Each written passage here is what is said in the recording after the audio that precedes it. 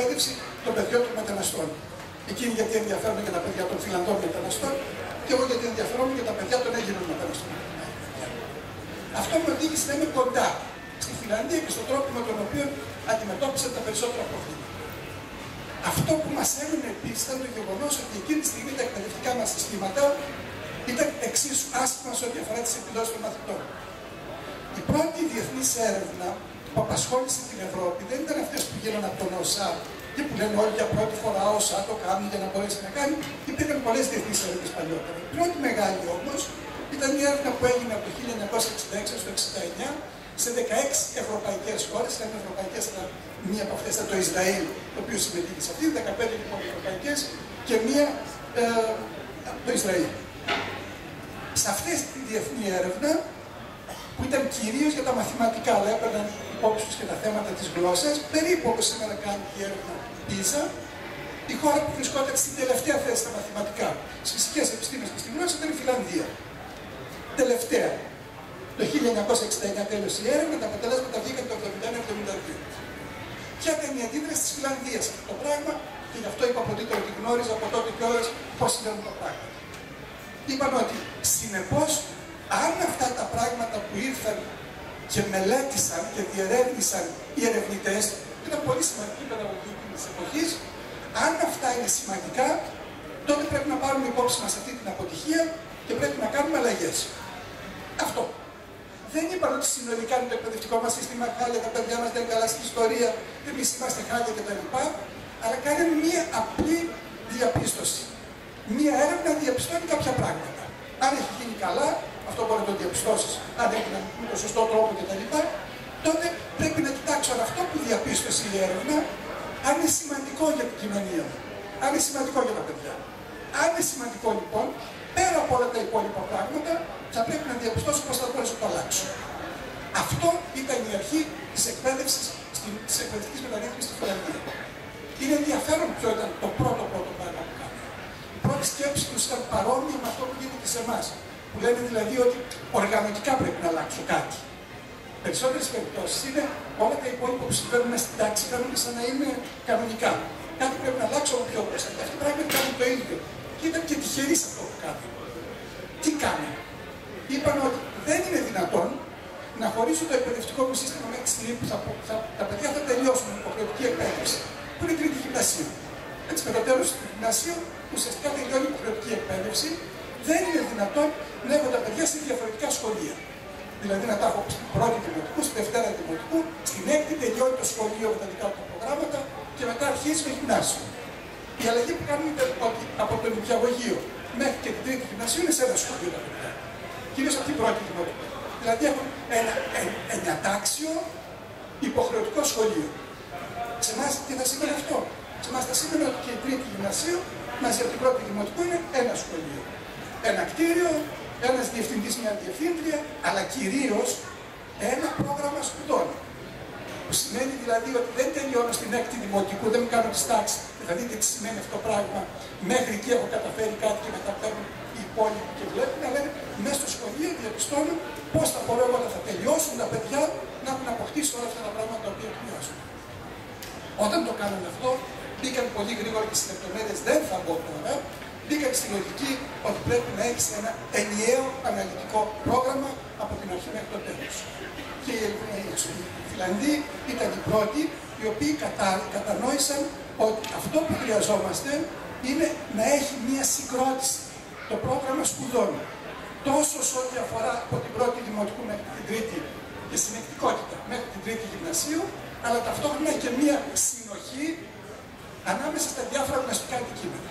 Γιατί αυτό που μετράει είναι αυτό που θέλω να πετύχω στο τέλος.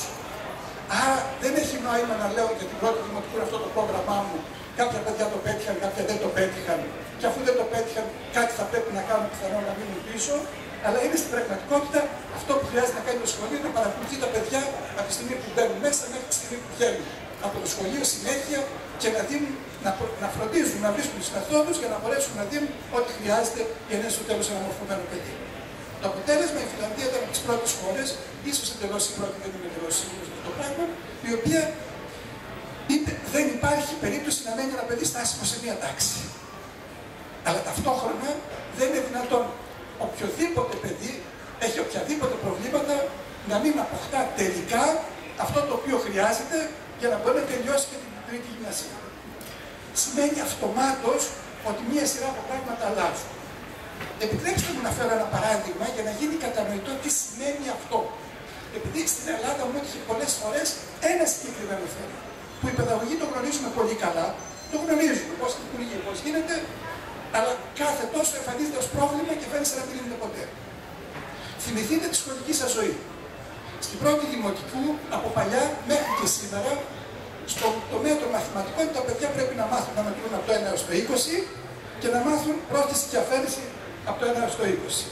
Μία φορά πριν από κάποια χρόνια, η μοναδική χώρα που πήγε το λέξη ήταν η Ελλάδα. Ήταν ξαφνικά από τη μια μέρα στην άλλη από το 1 έως το 100. Τα παιδιά της προηγούμενης τάξης είχαν μάθει μέχρι το 20 και όταν πήγαν μετά στην επόμενη τάξη έπρεπε να έχουν ξανά είχαν διδαχτεί μέχρι το 100. Αλλά αυτά μόνο η Ελλάδα μπορεί να τα κάνει. Και ήταν μία χρονιά η οποία ήταν εντελώς χαμένη.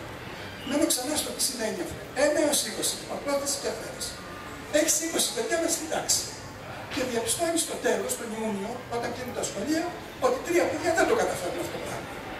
Πηγαίνει. 3 παιδιά δεν το καταφέρνουν. Τι κάνεις? Όταν πρώτο είναι να επισημαίνουν στάση με τα παιδιά. Όπως γινόταν με τις σχολείες. Χρονιές εννοώ τις παλιές δεκαετίες. Γνωρίζουμε πολύ καλά από όλες τις έρευνες παιδαγωγικής και της ψυχολογίας του χώρου της εκπαίδευσης ότι παιδιά τα οποία μένουν στάσιμα στην πρώτη δημοτικού, η μεγαλύτερη πιθανότητα είναι ότι θα αποτύχουν γενικώς στο σχολείο, θα ξαναμείνουν και δεύτερη πιθανότητα και τρίτη φορά, αλλά στο μεγάλο ποσοστό θα αποτύχουν στο σχολείο. Μην πούμε στο γιατί, υπάρχουν πολλές ερμηνείες για αυτό το πράγμα, είναι δεδομένο. Άρα, αφού το ξέρω αυτό το πράγμα, δεν θα τα αφήσω στάσιμα. Δεν τα αφήνω στάσιμα. Πηγαίνω στην επόμενη τάξη. Στην επόμενη τάξη, πρώτες 2 εβδομάδες, ο δάσκαλος ή η δασκάλα θα κάνουν το μάθημα, θα επαναλάβουν τι ξεχάσαν τα παιδιά το καλοκαίρι και θα συνεχίσουν, θεωρώντας ότι τα παιδιά ξέρουν οπωσδήποτε από το 1 στο 20 και πρόσθεση και αφαίρεση. Τα 3 παιδιά όμως για τα οποία μιλούσαμε προφανώς δεν μπόρεσαν να το μάθουν, αφού δεν το καταφέρουν όλη τη χρονιά. Θα το καταφέρουν στις 2 εβδομάδες επαναλήψεις. Θα μείνουν λοιπόν χωρίς να μπορούν να συνεχίσουν. Πιθανόν να προσθεθεί και κανένα παιδί της Δευτέρας Δημοτικού που θα καταφέρει τα αντίστοιχα. Και στο τέλος του σχολείου, του δημοτικού σχολείου, θα έχουμε αυτό, τώρα που σας το λέω, να το θυμηθείτε όταν το ξαναδείτε. Κάθε λίγο κάποια χρόνια θα δείτε ιδιαίτερα στην ΕΡΤ3 να εμφανίζεται συνήθως ένας νέος επιστήμονας που λέει ανακάλυψε ένα φοβερό πράγμα την εκπαίδευση της Ελλάδας. Και τι είναι αυτό? Ότι παιδιά σε ένα ποσοστό περίπου 15% εμφανίζονται στην πρώτη γυμνασίου χωρίς να γνωρίζουν στοιχειώδη μαθηματικά. Και το ίδιο ισχύει συνήθως και για τη γλώσσα. Τώρα σας το λέω, θα το δείτε κάποια στιγμή Οκτώβριο να παρακολουθείτε την ΕΡΤ3 τον Οκτώβριο. Θα το βρείτε ξανά, σας το λέω εγώ γιατί τουλάχιστον 3 φορές βρέθηκα στις εκπομπές αυτές για να σχολιάσω αυτές τις έρευνες. Παντού γίνεται αυτό το πράγμα. Ωραία. Τι μπορεί να κάνει κανείς? Ιδιαίτερα όταν γνωρίζουμε από όλες τις έρευνες ότι παιδιά ηλικίας 6 ετών έως 7 ετών σε ένα ποσοστό περίπου 12-15% σε όλο τον κόσμο, όλα τα παιδιά του κόσμου δεν είναι ικανά να μάθουν πρόσθεση και αφαίρεση από το 1 έως το 20. Αν τυχόν κοίταν λίγο παραπάνω, αν γινόταν δηλαδή στο 7 έως 8, το καταφέρνουν. 6 με 7 είναι θέμα οριμότητας του παιδιού και όχι ανικανότητας του παιδιού. Οι Φινλανδοί το λύνουν εύκολα αυτό το πράγμα. Δεν το κάνανε για αυτόν τον λόγο, αλλά το λύνουν εύκολα, δεν προκύπτει το πρόβλημα, γιατί σε εκείνα πηγαίνουν τα παιδιά στην πρώτη δημοτικού με συμπληρωμένα τα 7 χρόνια. Άρα λοιπόν το θέμα της οριμότητας δεν υπάρχει. Μπορούμε να το λύσουμε σε άλλα τα εκπαιδευτικά συστήματα? Βεβαίως μπορούμε να το λύσουμε, αν τυχόν δεν θεωρούμε ότι ανάμεσα στις τάξεις, σε ό,τι αφορά το πρόγραμμα σπουδών, το αναλυτικό ουσιαστικά αυτό που μας βάζει τον τρόπο που οργανώνουν τα πράγματα, δεν θεωρούμε ότι υπάρχουν λύγματα. Μέχρι τον Ιούνιο τα έχω καταφέρει, μετά από τον Ιούνιο Σεπτέμβριο αρχίζουμε άλλα πράγματα. Έτσι, νέου τύπου αναλυτικά προγράμματα έρχονται και φτιάχνουν ένα συνεχές σε ό,τι αφορά θέματα για τα οποία γνωρίζουμε ότι τα παιδιά δεν έχουν τον ίδιο ρυθμό για να μπορούν να τα μάθουν. Δεν έχουν ίδια ταχύτητα. Αν το κάνουμε αυτό το πράγμα και το προσέχουμε, τότε θα μπορούμε από εκεί και πέρα να καταφέρουμε ώστε τα παιδιά με την ηλικία των 15 ετών να το καταφέρουν. Αυτό είναι το ιδιαίτερο του φιλανδικού συστήματος. Λέει δηλαδή ότι ξεκινώ με τη λογική, όχι ότι έχω φτιάξει ένα εκπαιδευτικό σύστημα και τα παιδιά πρέπει να προσαρμόζονται, αλλά κάνω το εκπαιδευτικό μου σύστημα με τέτοιο τρόπο, ώστε να μπορεί να αντιμετωπίζει τις ιδιαιτερότητες του κάθε παιδιού χωριστά. Αυτό που φαίνεται να είναι η αυτονομία και η ελευθερία των σχολείων τους, είναι αποτέλεσμα του γεγονότος ότι πρέπει κάποιος να μπορεί να διαπιστώνει σε κάθε τάξη μέσα ποια είναι τα ιδιαίτερα προβλήματα. Αυτό δεν μπορεί να το κάνει κανείς κεντρικά. Δεν μπορεί κανείς κεντρικά να πει, ξέρετε, στην τάδε τάξη θα υπάρχει αυτό το πρόβλημα. Συνεπώς, η παιδαγωγή, η εκπαιδευτική ως παιδαγωγή πρέπει να έχουν μια αυτονομία στον τρόπο με τον οποίο κάνουν τη διάγνωση του τι ακριβώς χρειάζεται την τάξη τους και από εκεί και πέρα να έχουν όλη τη βοήθεια την οποία χρειάζεται, δηλαδή να επικτείνουν κάποια πράγματα, έτσι ώστε να μπορούν να το αντιμετωπίσουν. Δέστε, σας περιέγραψα αυτό που συμβαίνει εκεί, από τη δική μου, το δικό μου τρόπο που βλέπω τα πράγματα. Και το ανθρώπου που βλέπει αναλυτικά προγράμματα, εγώ είχα εδώ ένα γονιό Φινλανδό, κατά πάσα πιθανότητα δεν θα περιέγραφε με αυτόν τον τρόπο και δεν κοιτάζει τι έχει συμβεί πιο μπροστά, ποιες ήταν δηλαδή οι συγκρούσεις οι οποίες έγιναν, για να μπορεί να συγκρούσει ενώ με την καλή έγινε. Και να μπορεί να επιληθεί ως πρόβλημα. Βλέπουμε ότι τα παιδιά τους πηγαίνουν σε ένα σχολείο το οποίο έχει. Ζητάει λιγότερες ασκήσεις από τα παιδιά στο σπίτι. Πολύ λιγότερες από οποιοδήποτε άλλο εκπαιδευτικό σύστημα γνωρίζουν. Κανονικά δεν χρειάζεται να κάνουν εκεί πέρα. Τα παιδιά τους πηγαίνουν λιγότερες ώρες στο σχολείο από ότι τα παιδιά ολόκληρης υπόλοιπης Ευρώπης και με τον άλλο εκπαιδευτικό της συστημάτων. Λιγότερες. Οι εκπαιδευτικοί τους είναι από εκείνους οι οποίοι δουλεύουν κάτω από το μέσο όρο περίπου της Ευρώπης και στο τέλος έχοντας λιγότερες ώρες δασκαλίας στα παιδιά. Έχοντας λιγότερες, οι εκπαιδευτικοί έχουν πιο έτσι άνετο πρόγραμμα. Έχοντας μεγαλύτερη ελευθερία, δεν έχουν να βάζουν βαθμούς, δεν έχουν τη δυνατότητα, δεν υπάρχει πιθανότητα να τα παιδιά στάσιμα.